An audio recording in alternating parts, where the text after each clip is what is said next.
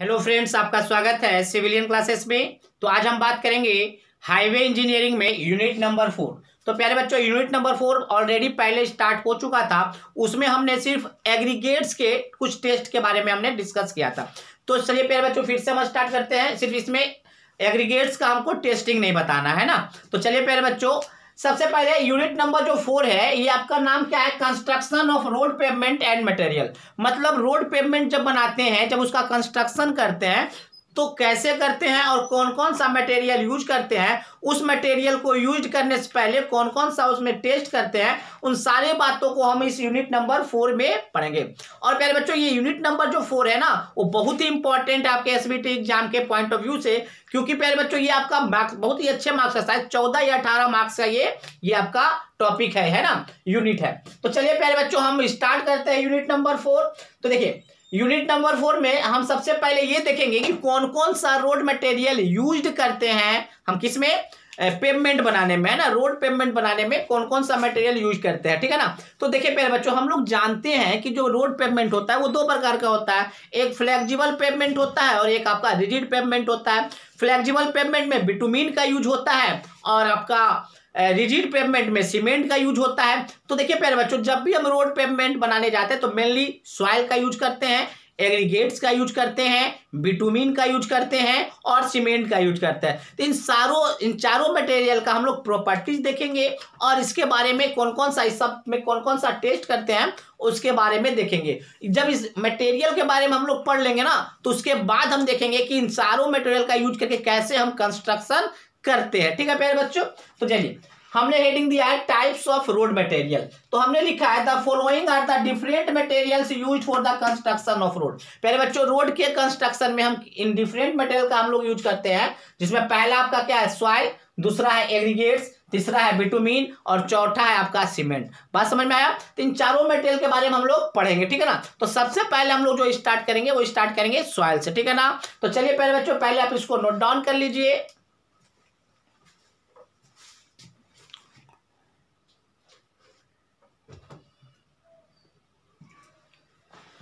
तो चलिए प्यारे बच्चों, सबसे पहले हम लोग बात करेंगे सॉइल के बारे में। तो हमने सबसे पहले हम लोग सॉइल में देखेंगे function of soil as a highway subgrade. प्यारे बच्चों, जब हम सॉइल को एज ए हाईवे सबग्रेड की तरह यूज करते हैं, हाईवे सबग्रेड तो आपको समझ में आ रहा है ना, सबसे जो लोअर मोस्ट पोर्शन जो होता है पेवमेंट कंस्ट्रक्शन का, वो सॉइल सबग्रेड होता है। तो जब हम सॉइल सबग्रेड की तरह किसी सॉइल को यूज करते हैं तो इसका क्या फंक्शन होगा, हम उसके बारे में चर्चा करेंगे। तो देखिए प्यारे बच्चों, the soil as a highway subgrade has following function. अगर आप किसी भी सॉइल को हाईवे सबग्रेड की तरह यूज करना चाहते हैं तो उसका फॉलोइंग फंक्शन होता है। पहला, to act as an integral parts of the road pavement. प्यारे बच्चों, उस सॉइल का सबसे पहला फंक्शन क्या है कि एक इंटीग्रल पार्ट है, उस रोड पेवमेंट का क्या एक इंटीग्रल पार्ट्स है, उन पार्ट से मिलकर ही आपका रोड पेवमेंट बनता है ना।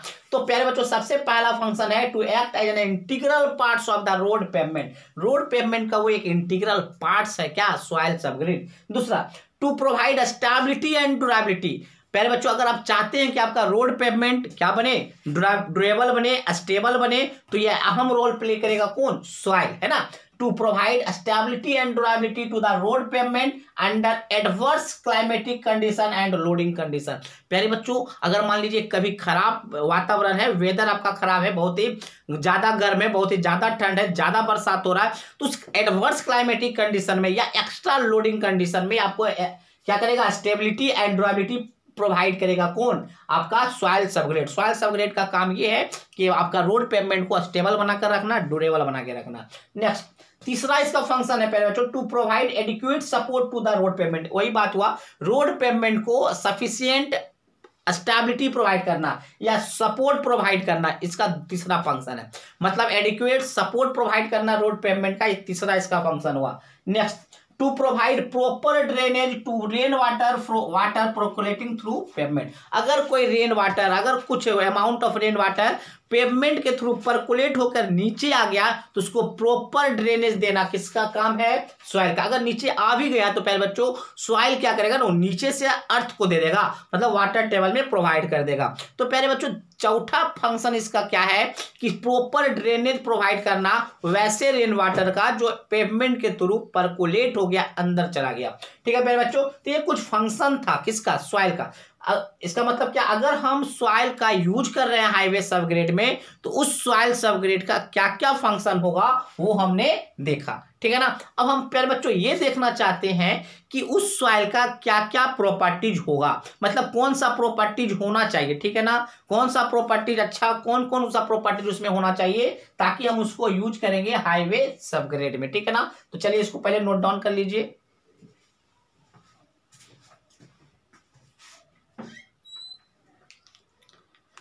तो पहले बच्चों हम लोग देखेंगे properties of soil as a highway material. अगर आप सॉइल को यूज करते हैं एज ए हाईवे मटेरियल तो उसका क्या क्या प्रॉपर्टीज होना चाहिए, है ना। तो देखिए पहले बच्चों उसमें सबसे पहला प्रॉपर्टीज होना चाहिए कि वो स्टेबल होना चाहिए किसी भी एडवर्स क्लाइमेटिक कंडीशन में।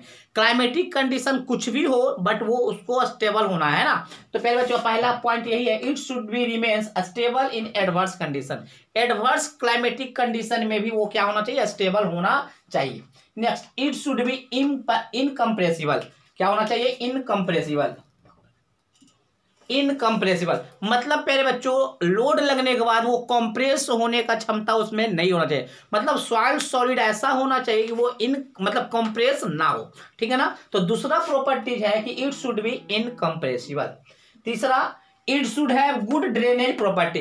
प्यारे बच्चों अभी हमने बताया था कि जो पेवमेंट के थ्रू पर्कुलेट होकर अगर रेन वाटर नीचे आता है तो उसको इजीली क्या कर दे, ड्रेनेज कर दे। इसका मतलब है सॉइल के पास ड्रेनेज प्रॉपर्टीज भी अच्छा होना चाहिए। नेक्स्ट लास्ट वन है प्यारे बच्चों, it should be easily compactable. प्यारे बच्चों आपको भी पता है जब हम सॉइल को सबग्रेड की तरह यूज करते हैं तो उसको सबसे पहले हम कॉम्पैक्ट करते हैं। तो जब हम कॉम्पैक्ट करने जाते हैं तो वो इजीली क्या होना चाहिए, कॉम्पैक्ट हो जाना चाहिए। That means it should be easily compactable, ठीक है ना। अब देखिए प्यारे बच्चों हमने तो बोल दिया कि ये सब हाईवे मटेरियल, मतलब अगर हम सॉइल को यूज करते हैं हाईवे मटेरियल में तो ये सब प्रॉपर्टीज होना चाहिए। तो ये सब प्रॉपर्टीज को चेक कैसे किया जाएगा है या नहीं, तो उसके लिए हमको टेस्ट करना पड़ता है। क्या करना पड़ता है, टेस्ट करना पड़ता है। तो मेनली जो हम सॉइल में जो टेस्ट करते हैं वो करते हैं सीबीआर टेस्ट। कौन सा टेस्ट, सीबीआर टेस्ट, जिसका पूरा नाम है प्यारे बच्चों कैलिफोर्निया बेयरिंग रेशियो टेस्ट। तो अब हम चर्चा करेंगे इस टेस्ट के बारे में, कैलिफोर्निया बेयरिंग रेशियो टेस्ट के बारे में, ठीक है ना। तो चलिए पहले आप इसको नोट डाउन कर लीजिए इसके प्रॉपर्टीज को। अब हम चर्चा करेंगे सीबीआर टेस्ट का।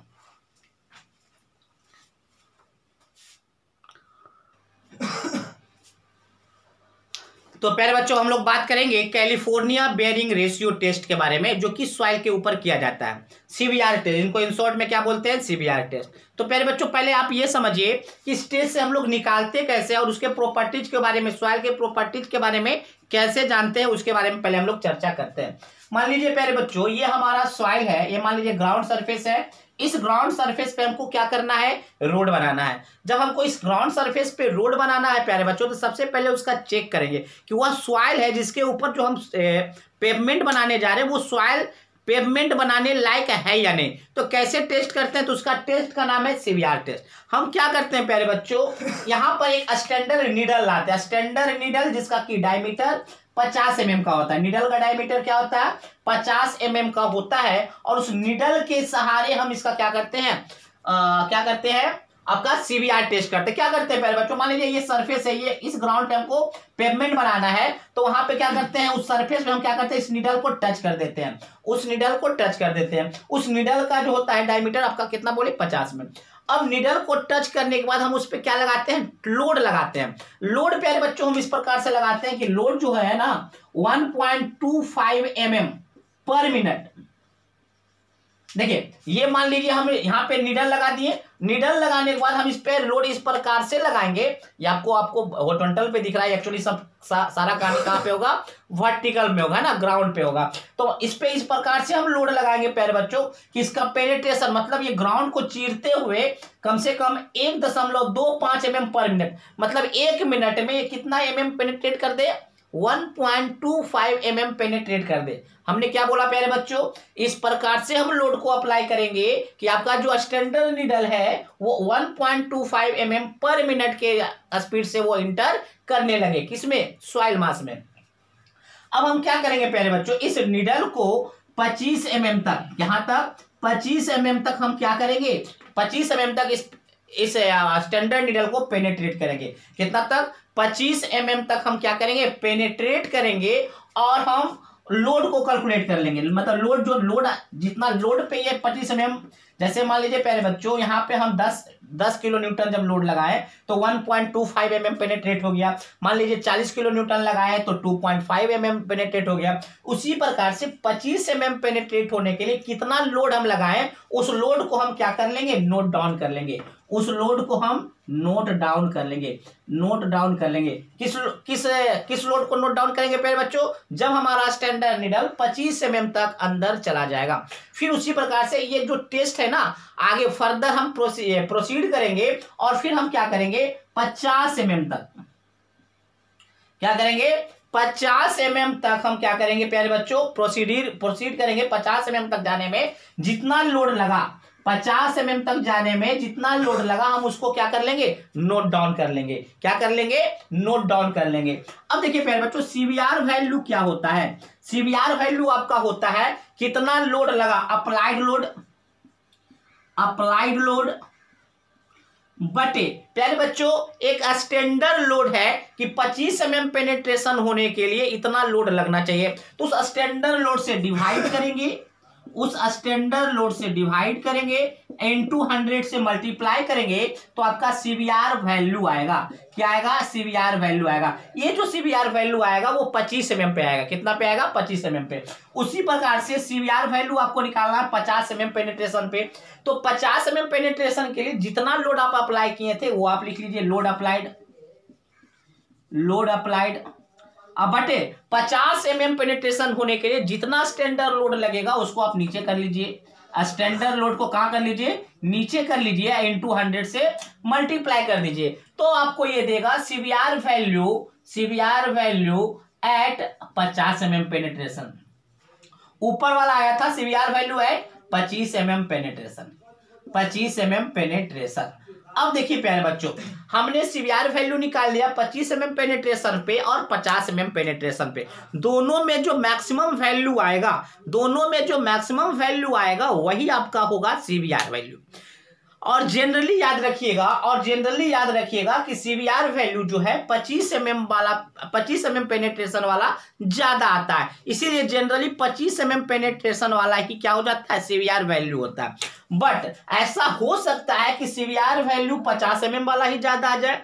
तो अगर आपको 50 mm वाला ज्यादा आ गया तो आपको क्या करना है ना, इस टेस्ट को फिर से रिपीट करना और चेक करना है कि सही में 50 mm वाला ज्यादा आ रहा है, क्योंकि जनरली 25 mm का ज्यादा आता है ना। अगर 50 mm वाला ही ज्यादा आ रहा है तो वही 50 mm का जो सीवीआर वैल्यू होगा आपको बताना होगा। ठीक है प्यारे बच्चों, देखिए सीवीआर वैल्यू कैसे कंडक्ट किया आपको समझ में आ गया। तो हमने क्या बोला, सीवीआर टेस्ट को कंडक्ट करने के लिए आपके पास एक स्टैंडर्ड नीडल होना चाहिए जिसका कि डायमीटर 50 mm होता है, जिसका डायमीटर 50 mm होता है। अब उस नीडल पे हम लोड अप्लाई करेंगे, उस लोड को इस प्रकार से अप्लाई करेंगे कि उसका जो पेनिट्रेशन हो 1.25 mm पर मिनट हो, 1.25 mm पर मिनट के हिसाब से वो पेनिट्रेट होना स्टार्ट करे। इस प्रकार से लोड आपको अप्लाई करना है। और प्यारे बच्चों पेनिट्रेट होते होते वो नीडल कहां तक चला जाएगा, और 25 mm तक चला गया तो आप जिस लोड पे आपका नीडल 25 mm तक पेनिट्रेट कर गया है उस लोड को आपको नोट डाउन कर लेना है। फिर आपका जब नीडल 50 mm चला जाएगा तो भी फिर उस लोड को आप क्या कर लीजिएगा, नोट डाउन कर लीजिएगा। और फिर हम निकालेंगे सीवीआर वैल्यू। सीवीआर वैल्यू जब हम 25 mm पेनिट्रेशन पे निकालेंगे तो सीवीआर वैल्यू 25 mm पेनिट्रेशन निकालने के लिए आपको क्या करना होगा कि जितना लोड हम अप्लाई किए हैं 25 mm पेनिट्रेशन के लिए उसको ऊपर रखेंगे और जो स्टैंडर्ड लोड है 25 mm पेनिट्रेशन के लिए वो नीचे रखेंगे। हम आपको बताएंगे प्यारे बच्चों कि वो स्टैंडर्ड लोड होता कितना है। एक्चुअली स्टैंडर्ड लोड 25 mm के लिए होता है 1370 kg, जबकि 50 mm के लिए आपका होता है 2055 kg। तो हम आगे उन सारे बातों को लिखा देंगे, है ना। तो हम उसी प्रकार से 50 mm वाला भी सीवीआर निकालेंगे और दोनों में जो मैक्सिमम वैल्यू आएगा वही आपका सीवीआर होगा, सीवीआर वैल्यू होगा।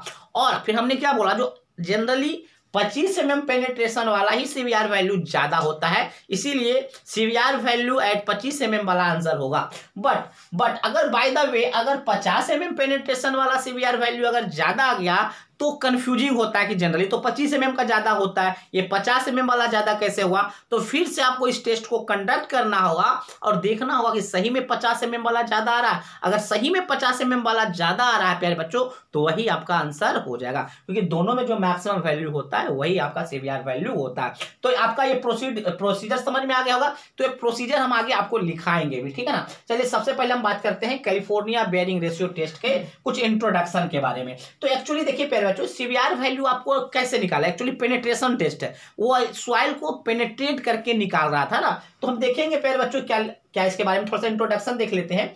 This test is measure of resistance of a material to penetration of a standard needle under the control density and moisture condition. देखिए प्यारे बच्चों, हमने क्या बोला, यह जो टेस्ट है ना वो क्या मेजर करता है कि मटेरियल कितना रेसिस्ट कर रहा है, किसको, पेनिट्रेशन को। मटेरियल, क्योंकि प्यारे बच्चों आपने लोड लगाया था प्लंजर पे, तो पहले तो रेसिस्ट करेगा, अंदर जाने का कोशिश नहीं करेगा। वो जब आप उसके क्षमता से, मिट्टी के क्षमता से ज्यादा लोड लगाइएगा तो ही आप मिट्टी को भेद पाइएगा, छेद कर पाइएगा, पेनिट्रेट कर पाइएगा, है ना। तो चलिए प्यारे बच्चों, तो यह जो टेस्ट क्या किया, ये मेजर करता है किसको, कि कितना मटेरियल रेसिस्ट कर पा रहा है पेनिट्रेशन को, किसको, जब हम स्टैंडर्ड प्लंजर पे या स्टैंडर्ड नीडल पे आप लोड लगाते हैं under the control density and moisture condition. बात समझ में आ गया प्यारे बच्चों। चलिए, CBR test are most widely use for the design of flexible pavement. प्यारे बच्चों, जब फ्लेक्सिबल पेवमेंट का हम लोग डिजाइन करने जाते हैं, जब हम उसका कंस्ट्रक्शन करने जाते हैं, तो यह टेस्ट यूज करना ही करना है, खासकर किसमें हमने बोला प्यारे बच्चों, फ्लेक्सिबल पेवमेंट में, है ना। It is necessary to determine the thickness of pavement and its constitutes layer. मतलब प्यारे बच्चों, अगर आप जैसे देखिए, मान लीजिए प्यारे बच्चों, आप ये सोचिए, अगर मान लीजिए बहुत सारा लोड लगाया और पेनिट्रेशन कम आ रहा है, बहुत ज्यादा लोड लगाए, क्या बोले हम, लोड बहुत ही ज्यादा अप्लाई कर रहे हैं और पेनिट्रेशन कम आ रहा है, इसका मतलब क्या है कि आपका जो सॉइल है वो बहुत ज्यादा हार्ड है। जब सॉइल बहुत ही ज्यादा हार्ड है तो आपको जो सॉइल का थिकनेस जो देना होगा, क्योंकि आपको पता है प्यारे बच्चों, जो फ्लेक्सिबल पेवमेंट का जो लेयर बनता है वो आपको पता है कि सबसे पहले ऊपर सरफेस कोर्स होता है, सरफेस कोर्स, फिर आपको पता है प्यारे बच्चों सब बेस, सब क्या होता है, सब बेस, पहले इसके ऊपर होता है बेस कोर्स, क्या होता है, बेस कोर्स, फिर होता है सब बेस कोर्स, फिर आपका होता है सॉइल सबग्रेड। 4 लेयर में होता है प्यारे बच्चों। जबकि आप जब रिजिड पेवमेंट बनाने जाते हैं तो सब बेस खत्म होकर 3 लेयर हो जाता है ना। तो पेवमेंट में, मतलब फ्लेक्सिबल पेवमेंट में 4 लेयर होता है, सरफेस कोर्स, बेस कोर्स, सब base course and soil subgrade. तो देखिए हमने क्या बोला प्यारे बच्चों, अब इसका लेयर का, इस कंस्टिट्यूएंट्स लेयर का, सारे लेयर्स का कितना कितना थिकनेस दिया जाए वो सीवीआर वैल्यू बता देगा। कैसे, तो देखिए हमने क्या बोला प्यारे बच्चों, मान लीजिए कि हम ज्यादा लोड लगाए हैं और नीडल का पेनिट्रेशन क्या हो रहा है, कम हो रहा है, इसका मतलब सॉइल आपका हार्ड है। अगर सॉइल आपका हार्ड है तो कम थिकनेस भी अगर देते हैं तो आपका काम चल जाएगा, हैवी लोड रेसिस्ट कर लेगा। बात समझ में आया, मतलब हैवी लोड को रेसिस्ट करने के लिए कम लोड, मतलब कम थिकनेस भी देंगे तो काम चल जाएगा, क्योंकि उसका सीवीआर वैल्यू ज्यादा है। ठीक है प्यारे बच्चों, चलिए इस प्रकार से हम थिकनेस भी पता कर लेते हैं कि कंस्टिट्यूएंट्स लेयर का कितना थिकनेस दिया जाए, वो सीवीआर टेस्ट आपको बेहतरीन तरीके से बता देता है। तो देखिए यही बात हमने लिखा था, it is necessary to determine the thickness of pavement. क्या बोला, पेवमेंट के थिकनेस को डिटरमाइन करने के लिए भी ये बेहतरीन मेथड है, बेहतरीन टेस्ट है। एंड इट्स कंस्टिट्यूएंट्स लेयर, मतलब इसके जो कंस्टिट्यूएंट्स लेयर है, मतलब सरफेस कोर्स, बेस कोर्स, सब बेस कोर्स और सॉइल सबग्रेड, उस कंस्टिट्यूएंट्स लेयर का भी थिकनेस पता करने के लिए आपका सीवीआर टेस्ट बेहतरीन टेस्ट है। ठीक है ना। तो ये हमने इसका इंट्रोडक्शन देख लिया। अब हम देखेंगे प्रोसीजर ऑफ सीवीआर टेस्ट। ठीक है ना, चलिए इसको पहले नोट डाउन कर लीजिए।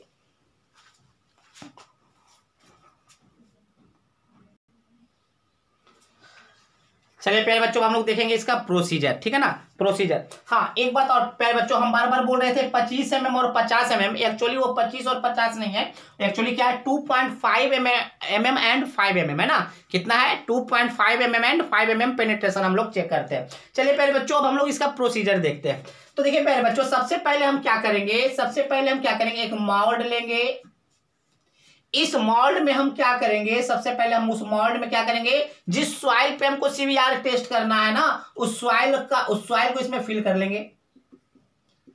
हम क्या बोले, मोल्ड में हम उस सॉइल को फिल कर लेंगे जिस सॉइल का हमको सीवीआर वैल्यू निकालना है। और इस सॉइल को, इस मोल्ड को कहां ले चल जाना है, पेनिट्रेशन मशीन में। कहां लेके चले जाएंगे, पेनिट्रेशन मशीन में। जहां पे हमको स्टैंडर्ड नीडल लगा हुआ रहेगा, जहां पे हमको स्टैंडर्ड नीडल लगा हुआ रहेगा। ठीक है, चलिए प्यारे बच्चों इस बात करते हैं आगे। देखिए, place the mould assembly with soil specimen on a penetration test machine. हमने क्या बोला प्यारे बच्चों, mould assembly with soil specimen. जो आप माउल्ड देख रहे हैं उसके साथ क्या है, सॉइल स्पेसिमेन को कहां लेके चले जाना है, पेनिट्रेशन टेस्ट मशीन पर लेके चले जाना है। हमने क्या बोला, place the mould assembly with soil specimen, मतलब माउल्ड में आपका सॉइल स्पेसिमेन को भर लेना है और उस पूरे माउल्ड असेंबली को कहां लेके चले जाना है, आपका पेनिट्रेशन टेस्ट मशीन पर रख देना है। Next, now lower the cylindrical plunger of diameter 50 mm at the centre of specimen and just touch. पहले बच्चों अब क्या करना है, यहाँ पे जो स्टैंडर्ड निडल लगा हुआ है, जो स्टैंडर्ड प्लंजर लगा हुआ है जिसका डायमीटर कितना है 50 mm है, उसको क्या करना है, टच कर देना। कहाँ पे, बॉटम पे। बॉटम किसके बॉटम पे, किसके बॉटम पे, टॉप। बॉटम का ये बॉटम ना करके टॉप का दीजिए। कहाँ का दीजिए, टॉप। किसके टॉप पे, स्पेसिमेन के टॉप पे उसको जस्ट टच कर देना है, जस्ट टच कर देना है। देखिए यही लिखा हुआ है प्यारे बच्चों, now lower the cylindrical plunger. अब आप इस प्लंजर सिलिंड्रिकल प्लंजर को क्या करना है, नीचे करना है, जिसका डायमीटर कितना है 50 mm at the centre of specimen. और कहां पे टच करना है, इस जो स्पेसिमेन है ना उसके सेंटर पे क्या करना है, टच करना है ना। चलिए नेक्स्ट, तीसरा। अब इसके बाद हम क्या बोले थे, लोड अप्लाई करेंगे। क्या करेंगे, लोड अप्लाई करेंगे। और लोड हम इस प्रकार से अप्लाई करेंगे कि 1.25 mm पर मिनट की तरफ से क्या हो, रेट से पेनिट्रेशन हो। Apply load in such a manner. आपको क्या करना है, लोड को अप्लाई करना है, इस मैनर में अप्लाई करना है, such that the rate of penetration is approximately 1.25 mm पर मिनट। आपको क्या करना है, लोड को अप्लाई करना है और इस प्रकार से अप्लाई करना है कि पेनिट्रेशन क्या हो, 1.25 mm पर मिनट हो। नेक्स्ट, अब इसके बाद क्या करेंगे प्यारे बच्चों, 2.5 mm पेनिट्रेशन पे कितना लोड अप्लाई किए उसको नोट डाउन कर लेना है, और 5 mm पेनिट्रेशन पे जितना लोड अप्लाई हुआ है, अप्लाई किए उसको नोट डाउन कर लेना है। Note down the load reading. Note down क्या कर देना है, लोड रीडिंग को। Note down the load reading at penetration of 2.5 mm and 5 mm। मतलब 2.5 mm एंड 5 mm पेनिट्रेशन होने के लिए कितना लोड हम अप्लाई किए हैं उसको आप नोट डाउन कर लीजिएगा, ठीक है ना। Next, this load is expressed as percentage. अब इस लोड को एज अ परसेंटेज में क्या कीजिएगा, एक्सप्रेस कीजिएगा। जैसे आपसे हम पूछेंगे प्यारे बच्चों 2 रुपया कितना परसेंट हुआ, तो आपको पूछना होगा कि सर 2 रुपया किसका कितना परसेंट। जैसे 4 रुपया का पूछेंगे, कहेंगे 2 रुपया 4 रुपया का कितना परसेंट, तो आप कहिएगा 50%। हम कहेंगे कि 2 रुपया 8 रुपया का कितना परसेंट, तो आप कहिएगा 25%। अब कैसे निकाल रहे हैं परसेंटेज, जिसका परसेंटेज हमको निकालना है ना प्यारे बच्चों उसको ऊपर रखते हैं, जिसके रिस्पेक्ट में निकालना है उसको हम नीचे लिखते हैं। जैसे 8 रुपया का 8 रुपये के रिस्पेक्ट में निकालना है तो 8 को नीचे रखते हैं, इंटू 100 से मल्टीप्लाई कर देते हैं, तो आपका ये परसेंटेज आ जाता है ना। तो उसी प्रकार से बोला है कि सीवीआर वैल्यू को एज ए परसेंटेज में दिखाना है, और किसके रिस्पेक्ट में दिखाना है परसेंटेज में, तो स्टैंडर्ड लोड के रिस्पेक्ट में, है ना। तो यही बात लिखा हुआ है, this load is expressed as percentage. जो आप लोड नोट डाउन किए ना, रीडिंग को नोट डाउन जो किए उसको परसेंटेज में दिखाइए with respect to standard load value at a respective penetration. मतलब 2.5 mm के लिए भी कुछ स्टैंडर्ड लोड होगा, 5 mm पेनिट्रेशन के लिए भी स्टैंडर्ड लोड होगा, तो उसके रिस्पेक्ट में आपको क्या दिखाना है, परसेंटेज में दिखाना है। तो हमने देखिए प्यारे बच्चों हमने क्या लिखा, CBR is equal to PT by PS. CBR बराबर पीटी बाई पीएस इंटू 100, जहां पे पीटी क्या है, applied load corresponding to 2.5 mm and 5 mm। मतलब 2.5 mm या 5 mm के करस्पॉन्डिंग जितना लोड आप अप्लाई किए उसको हम पीटी से डिनोट करेंगे, जबकि पीएस किससे डिनोट करें, स्टैंडर्ड लोड को। स्टैंडर्ड लोड होता कितना है, 1370 kg। किसके में, 2.5 mm पेनिट्रेशन के लिए जो स्टैंडर्ड लोड है वो आपका 1370 kg है, जबकि 5 mm पेनिट्रेशन के लिए जो स्टैंडर्ड लोड है आपका वो 2055 है। तो ये बात समझ में आ गया सीवीआर कैसे निकाल रहे हैं। चलिए इसको पहले नोट डाउन कीजिए, और भी हम आगे का पॉइंट का चर्चा करेंगे। चलिए नोट डाउन कीजिए।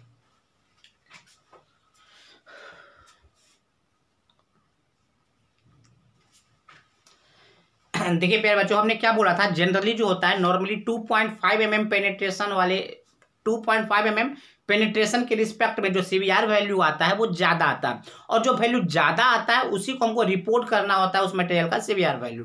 बट अगर आपका सीवीआर वैल्यू 5 mm पेनिट्रेशन के रिस्पेक्ट में ज्यादा आ गया है तो उस टेस्ट को फिर से रिपीट करना होगा, और अगर सेम वैल्यू आ गया, मतलब सीवीआर 5 mm पेनिट्रेशन वाला ही ज्यादा आ गया, तो जो ज्यादा आया उसी को रिपोर्ट आपको एक्चुअली कर देना है ना।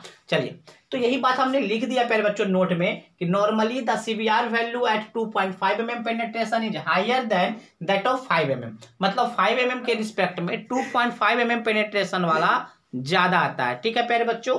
And the higher value is reported, and higher value को क्या कर देंगे, रिपोर्ट करेंगे, है ना, as CVR value of that material, उस मटेरियल का वही सीवीआर वैल्यू आएगा जो कि हायर वैल्यू होगा, ठीक है ना। चलिए, नोट का दूसरा पॉइंट हमने क्या लिखा है, if the CVR value at 5 mm penetration is more, अगर 5 mm पेनिट्रेशन का सीवीआर वैल्यू ज्यादा आ जाता है तो then the test is repeated, आपको उस टेस्ट को रिपीट करना होगा।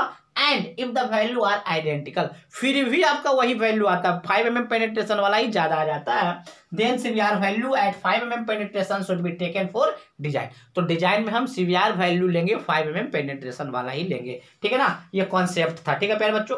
अब हम कुछ देख लेते हैं स्टैंडर्ड लोड कि 2.5 mm पे स्टैंडर्ड लोड कितना होता है, 5 mm पे स्टैंडर्ड लोड कितना होता है, 7.5 mm पेनिट्रेशन पे स्टैंडर्ड लोड कितना होता है, 10 mm पे कितना स्टैंडर्ड लोड होता है, तो सारा हम स्टैंडर्ड लोड लिखवा दे रहे हैं, क्यों, क्योंकि अगर बाय द वे अगर आपके ऑब्जेक्टिव में आता है तो आपका ऑब्जेक्टिव ना छूटे, ठीक है ना। तो देख लीजिए प्यारे बच्चों, स्टैंडर्ड लोड 2.5 mm के लिए 1370 kg, 5 mm पेनिट्रेशन के लिए 2055 kg, 7.5 mm पेनिट्रेशन के लिए 2630 kg, 10 mm पेनिट्रेशन के लिए 3180 kg, 12.5 mm पेनिट्रेशन के लिए 3600 kg। अगर आपको स्टैंडर्ड स्ट्रेस पूछे, क्या पूछे, स्ट्रेस, तो देखिए प्यारे बच्चों, स्ट्रेस क्या होता है, लोड बाई एरिया, तो देखिए लोड कितना है 1370, एरिया कितना है π/4, डायमीटर कितना था आपका प्लंजर का 5 सेंटीमीटर, कितना था 5 सेंटीमीटर, तो 5 सेंटीमीटर उसका निडल का क्या था, डायमीटर था, तो उसका एरिया क्या हो जाएगा π/4 इंटू डायमीटर का होल स्क्वायर, डी का होल स्क्वायर, तो लोड बटा एरिया करेंगे तो देखिए 70 kg पर सेंटीमीटर स्क्वायर आएगा। उसी प्रकार से मान लीजिए 5 mm पेनिट्रेशन वाले पे स्टैंडर्ड स्ट्रेस निकालेंगे तो 2055 भागा π/4 इंटू 5 का होल स्क्वायर, तो आपको 105 kg पर सेंटीमीटर स्क्वायर आएगा। इसी प्रकार से हमने स्टैंडर्ड स्ट्रेस सारे का निकाल का आपको शो कर दिया। तो प्यारे बच्चों, इस प्रकार से हम सॉइल के बारे में सारा कुछ देखे कि क्या उसका फंक्शन होता है एज ए हाईवे मटेरियल की तरह, ठीक है ना। फिर हमने देखा उसका क्या क्या प्रॉपर्टीज होना चाहिए जब हम उसको हाईवे में यूज कर रहे हैं, और उस प्रॉपर्टीज को अचीव करने के लिए, पता करने के लिए हम कौन कौन सा टेस्ट करते हैं। तो मेनली जो हमको पढ़ना था वो सीवीआर टेस्ट पढ़ना था, तो हमने सीवीआर टेस्ट आपको बता दिया बेहतरीन तरीके से। आई होप आपको समझ में भी बेहतरीन तरीके से ये आया होगा, ठीक है ना। अब हम बात करेंगे दूसरे हाईवे मटेरियल जिसका नाम है एग्रीगेट, ठीक है प्यारे बच्चों। तो चलिए पहले आप इसको नोट डाउन कर लीजिए, हम बात करेंगे एग्रीगेट्स के बारे में।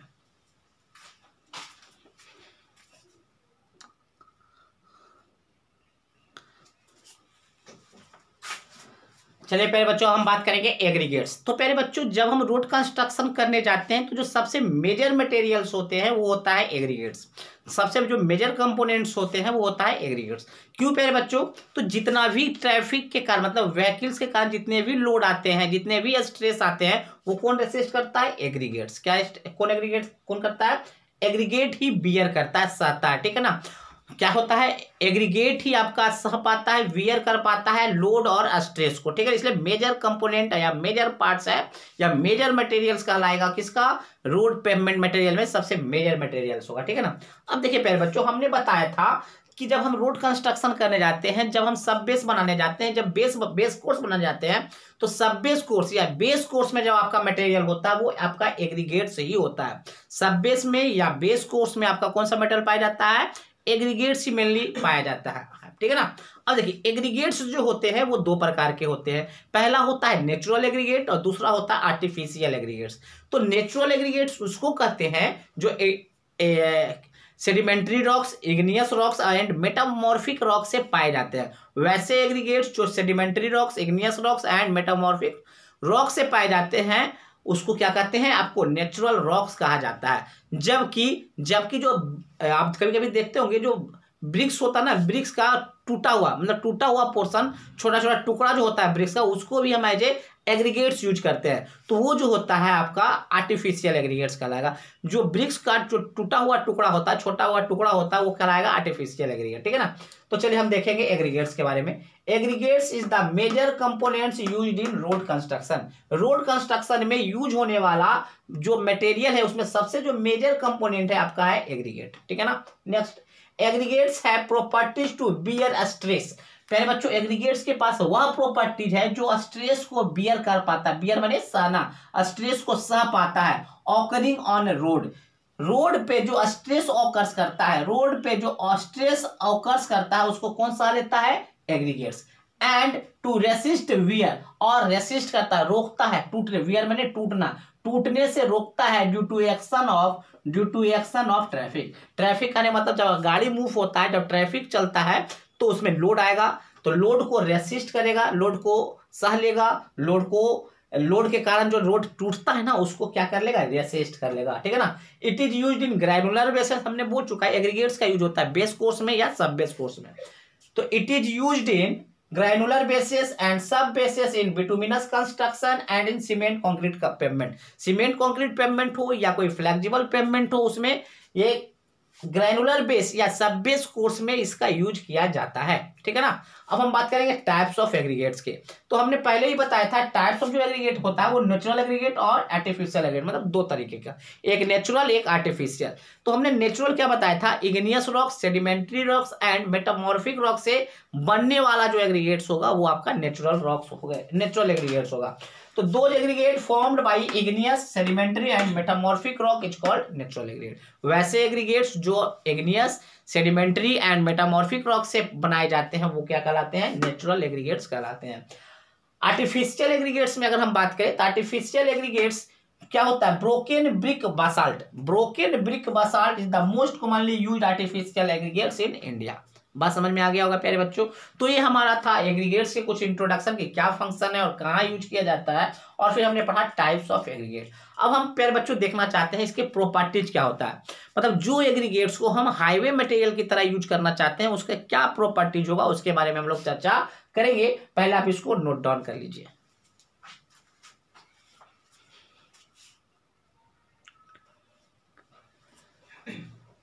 तो प्यारे बच्चों हम लोग देखेंगे रिक्वायरमेंट ऑफ गुड एग्रीगेट, मतलब जो एग्रीगेट्स हम यूज कर रहे हैं प्यारे बच्चों उस एग्रीगेट्स का क्या रिक्वायरमेंट होना चाहिए, है ना। तो देखेंगे रिक्वायरमेंट ऑफ गुड एग्रीगेट्स। ठीक है ना। तो देखिए प्यारे बच्चों ऐसा एग्रीगेट्स यूज होगा हाईवे मटेरियल में जिसके पास सफिशिएंट स्ट्रेंथ हो, ताकि ट्रैफिक को जब व्हीकल जब मूव करेगा तो आराम से विथ स्टैंड कर सके उसके लोड को, ताकि अगर कमजोर एग्रीगेट्स होगा ना प्यारे बच्चों तो क्रश हो जाएगा, क्या हो जाएगा? क्रश हो जाएगा, टूट जाएगा आपका एग्रीगेट्स। हार्डनेस, प्यारे बच्चों ऐसा एग्रीगेट्स हम रोड कंस्ट्रक्शन में यूज करेंगे जो सफिशिएंट हार्डनेस हो, हार्ड हो, ताकि वो वियर घर्षण को रेसिस्ट कर सके। अगर किसी प्रकार का घर्षण होता है एग्रीगेट के ऊपर तो वो आसानी से रेसिस्ट कर सके, उसको एब्रेशन कहते हैं। घर्षण को क्या कहते हैं? एब्रेशन को रेसिस्ट कर सके।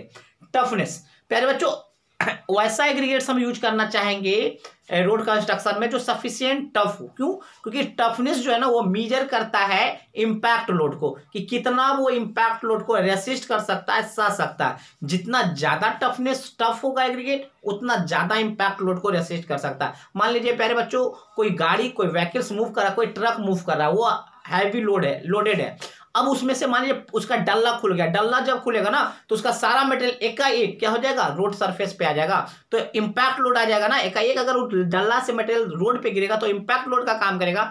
अगर आपका एग्रीगेट्स के पास सफिशिएंट टफनेस नहीं होगा ना तो वो टूट जाएगा, है ना। तो सफिशिएंट टफनेस भी होना चाहिए ताकि वो इंपैक्ट लोड को रेसिस्ट कर सके। नेक्स्ट, ड्यूरेबल होना चाहिए। ड्यूरेबल मतलब टिकाऊ होना चाहिए, किसी भी एडवर्स क्लाइमेटिक कंडीशन में वो आसानी से रेसिस्ट रहे, स्टेबल रहे। ठीक है प्यारे बच्चों। तो अगर हम स्ट्रेंथ के बारे में बात करें तो strength is the measure of the resistance of an aggregate to crushing. Strength जो है ना वो क्या मेजर करता है? Resistance of an aggregate to crushing. Crushing को रेसिस्ट कर पाता है या नहीं एग्रीगेट्स, वो कौन मेजर करता है? स्ट्रेंथ मेजर करेगा। प्यारे बच्चों हम स्ट्रेंथ टेस्ट को भी मेजर देखेंगे, हार्डनेस टेस्ट भी देखेंगे, टफनेस टेस्ट भी देखेंगे, सारा टेस्ट हम एग्रीगेट्स का देखेंगे। ठीक है ना। तो the aggregates to be use in road construction should be strong, क्या बोले, जो वैसा एग्रीगेट्स हम यूज करेंगे रोड कंस्ट्रक्शन में जो सफिशिएंट स्ट्रॉन्ग होना चाहिए, जो ट्रैफिक के कारण जो स्ट्रेस आएगा वो आराम से विथस्टैंड कर सके, सह सके। नेक्स्ट, हार्डनेस के बारे में अगर हम बात करें, the aggregate used in road construction should possess adequate hardness, मतलब वैसे एग्रीगेट्स को हम यूज करेंगे रोड कंस्ट्रक्शन में जिसके पास सफिशिएंट हार्डनेस हो और एब्रेशन को रेसिस्ट कर सके। एब्रेशन करने का मतलब होता है घर्षण को वो रेसिस्ट कर सके। टफनेस, हम क्या बोले प्यारे बच्चों, टफनेस क्या मीजर करता है, capacity to resist the impact load, है ना। तो toughness is the measure of the capacity to resist impact load. Toughness क्या मेजर करता है, कितना इम्पैक्ट लोड वो सह सकता है। तो प्यारे बच्चों वैसा ही एग्रीगेट्स हम यूज करेंगे रोड कंस्ट्रक्शन में जो सफिशिएंट टफ हो ताकि आसानी से कोई इम्पैक्ट लोड आता है तो उसको रेसिस्ट कर सके। Hence the aggregate to be used in road construction should be tough, तो वैसा ही एग्रीगेट्स हम रोड कंस्ट्रक्शन में यूज करेंगे जो इसके पास सफिशिएंट टफनेस हो ताकि वो रेसिस्ट कर सके, इम्पैक्ट लोड को रेसिस्ट कर सके, ठीक है ना। अगर हम बात करें ड्यूरेबिलिटी का तो क्या बोलेंगे, the aggregate used in road construction should be durable, वैसा ही एग्रीगेट्स हम रोड कंस्ट्रक्शन में यूज करेंगे जो ड्यूरेबल होगा against the action of weather, मतलब किसी भी वेदर कंडीशन में वो आसानी से स्टेबल रह सके, ठीक है प्यारे बच्चों। तो ये हमारा था requirement of good aggregate. Good aggregates होने के, अच्छे एग्रीगेट्स होने के क्या रिक्वायरमेंट है, कैसे एग्रीगेट्स को हम यूज करेंगे रोड कंस्ट्रक्शन में, उसके कुछ प्रॉपर्टीज था, ठीक है ना। अब हम देखेंगे टेस्ट ऑन एग्रीगेट, कौन कौन सा टेस्ट हम करेंगे एग्रीगेट्स के ऊपर, उसके बारे में चर्चा हम लोग करेंगे। पहले आप इसको नोट डाउन कर लीजिए।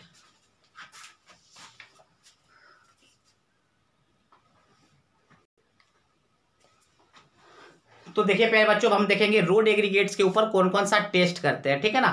तो देखिए पहला हम लोग करेंगे इम्पैक्ट टेस्ट, क्या करेंगे, इम्पैक्ट टेस्ट। दूसरा करेंगे, अच्छा इम्पैक्ट टेस्ट क्या मीजर करता है, तो याद रखिएगा impact is measure the toughness. पहले बच्चों ऑब्जेक्टिव में आता है टफनेस को मीजर करने के लिए कौन सा टेस्ट करते हैं, तो इम्पैक्ट टेस्ट। एवरेशन टेस्ट क्या करते हैं, मीजर द हार्डनेस, हार्डनेस को मीजर करने के लिए हम लोग करते हैं एवरेशन टेस्ट। क्रशिंग टेस्ट हम लोग करते हैं स्ट्रेंथ को, एग्रीगेट्स के स्ट्रेंथ को मीजर करने के लिए हम लोग करते हैं क्रशिंग टेस्ट। तो ये आपका हो गया क्रशिंग टेस्ट करते हैं स्ट्रेंथ मेजर करने के लिए, ठीक है ना। चलिए चौथा हम लोग देखेंगे शेप टेस्ट। शेप टेस्ट में प्यारे बच्चों आएगा इलोंगेशन इंडेक्स टेस्ट और फ्लैकीनेस इंडेक्स टेस्ट। तो प्यारे बच्चों इन चारों टेस्ट जो है पहले ही हम इस चारों टेस्ट का वीडियो आप लोग को अपलोड कर चुके हैं। तो अगला वीडियो जब भी जाएगा प्यारे बच्चों तो अब हम लोग पढ़ेंगे बिटुमीन के बारे में, बिटुमीन के बारे में पढ़ेंगे, सीमेंट के बारे में पढ़ेंगे। तो उन सारा का वीडियो अब अगले क्लास में जाएगा। तो आज के लिए बस इतना ही, क्योंकि प्यारे बच्चों इन चारों टेस्ट का वीडियो ऑलरेडी आपके पास जा चुका है, ठीक है ना। तो चलिए अगले क्लास में हम लोग मिलेंगे बिटुमीन को लेकर, है ना। आज के लिए बस इतना ही, थैंक यू।